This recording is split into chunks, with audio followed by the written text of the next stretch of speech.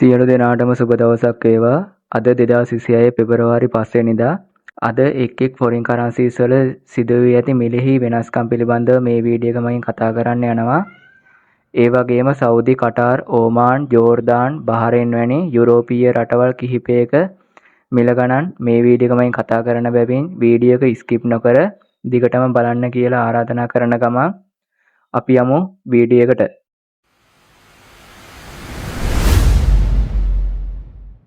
අද සෞදි රියාල් එකක මිල වෙනස් වෙලා තියෙනවා රුපියල් 78.72ක් විදියට. ඒ වගේම කටාර් රියාල් එකක මිල රුපියල් 68.71යි.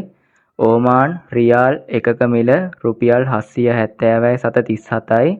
ජෝර්දාන් ඩිනාර් එකක මිල රුපියල් 402.22යි.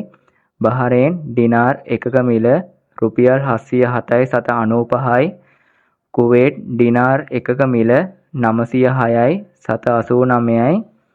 ඩුබායි ඩිරාම් එකක මිල රුපියල් 80යි 755යි. USA ඩොලර් එකක මිල රුපියල් 304යි 736යි. ඉතාලි යුරෝ එකක මිල රුපියල් 357යි 720යි. ජපාන් යෙන් එකක මිල රුපියලයි 793යි. ඉන්දීය රුපියල් එකක මිල රුපියල් 2යි 798යි. ඉතින් මේ කතා කරේ එක් ෆොරින් කරන්සිස් වල අද සිදු වී ඇති මිලෙහි සිදු වී ඇති වෙනස්කම් පිළිබඳවයි.